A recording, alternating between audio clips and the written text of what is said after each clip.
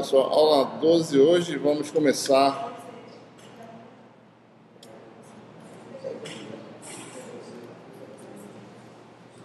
capítulo 3, né? Que trata de problemas de valores de fronteira em eletrostática.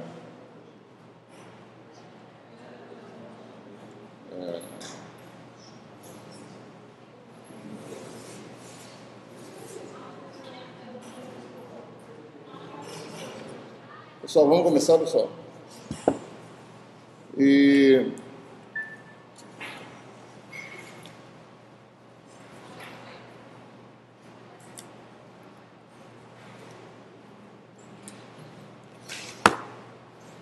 A gente vai falar hoje especificamente, né?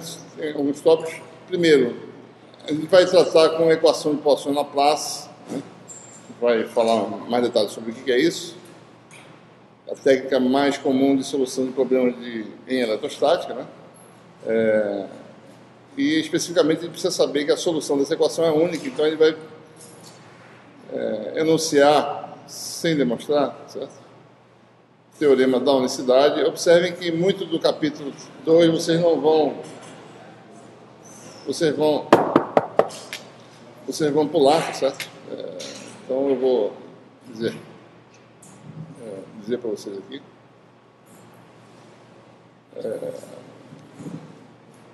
Vamos falar sobre condições de contorno agora, né, que foi no final do capítulo 2, mas a gente vai contextualizar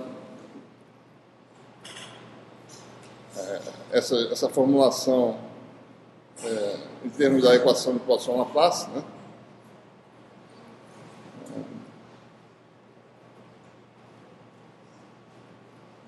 E especificamente a gente talvez consiga fazer já a solução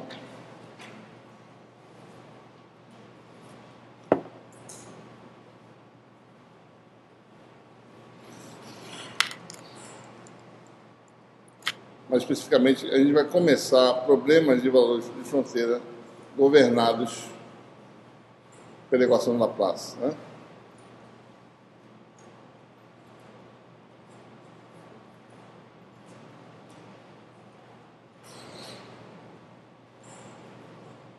Então, o nosso problema é o seguinte: a eletrostática agora, a partir de agora, nós temos muitas situações, né, em que aquelas situações aqueles problemas de alta simetria não vão mais ser os problemas que a gente vai se deparar, certo? Você lembra-se que antes nós tínhamos problemas de esfera carregada, né? Com densidade uniforme, por exemplo, certo? Linha de carga infinita, né, com a densidade de carga lambda, certo? Superfície infinita de carga, essas situações de altíssima simetria, né?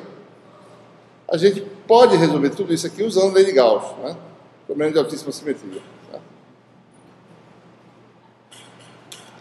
Agora, supor que você tem um problema desse tipo aqui, ó. Algo desse tipo aqui.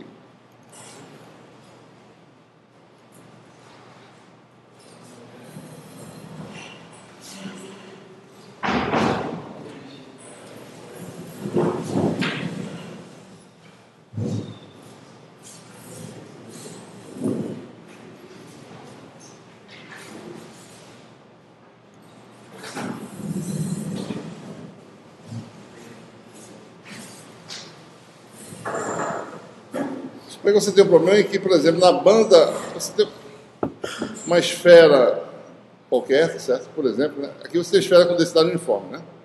Você tem uma esfera que na banda de cima a densidade é ρ0, certo? Na banda de baixo é menos ρ0, né? Certo? Então, aqui nesse problema, as grandezas dependem de duas variáveis, né? Essa variável aqui, né? E essa aqui, certo? Então, a gente pode mais usar a lei de Gauss, né? Pode calcular isso aí por integração, se for o caso, certo? Né? Podia fazer. Formalmente a gente sabe a expressão para o potencial dessa distribuição. A questão é calcular esse potencial. Talvez não seja tão simples, né? Por exemplo, o problema em que você tem uma caixa, né? Imagina uma calha infinitamente longa cuja seção transversal seja uma caixa. Você aplica condições de contorno arbitrárias nas paredes dessa caixa, né?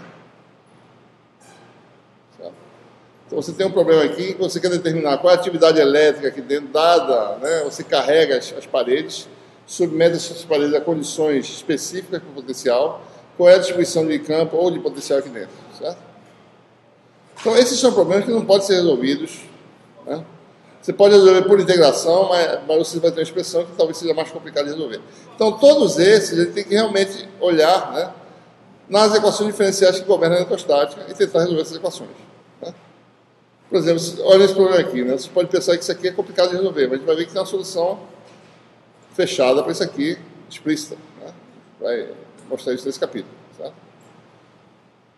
Então, o que nós temos na nossa mão são as equações de Maxwell. Né? Então, relembrando aqui, né?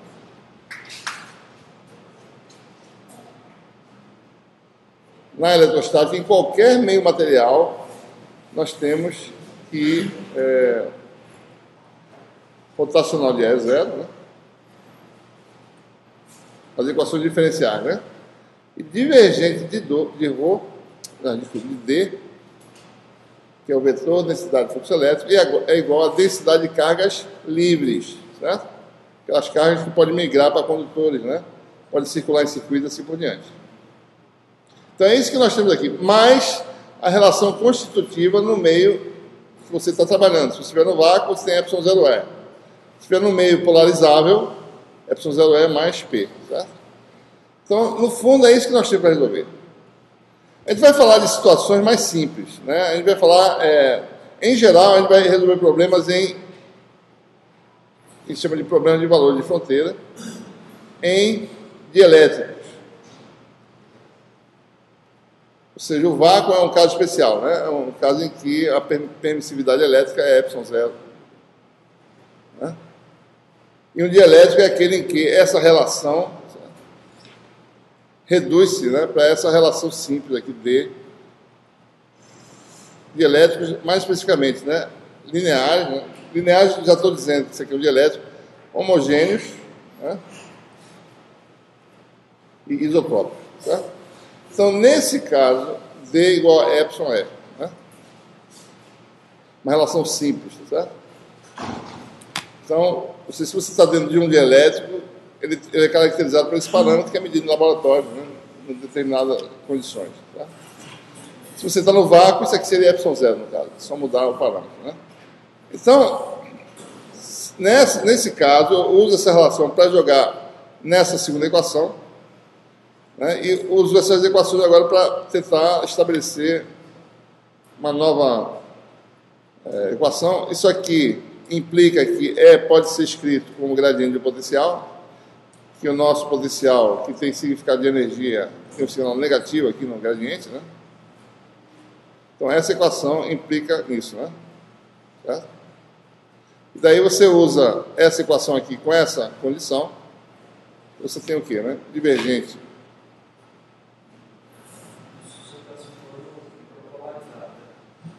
Se você tiver no meio de permissividade epsilon qualquer, né? Então você tira o D, né? E joga εE no lugar. Né? Então, divergente de εE, onde é isso aqui, ou seja, de menos ε, gradiente de φ, igual a ρ. Né? Certo? Como o meio é homogêneo, aqui está dizendo, o meio é homogêneo, então isso aqui sai da derivada, né? Essa é a parte importante. Né? Se ele não fosse, não podia tirar esse parâmetro aqui, certo?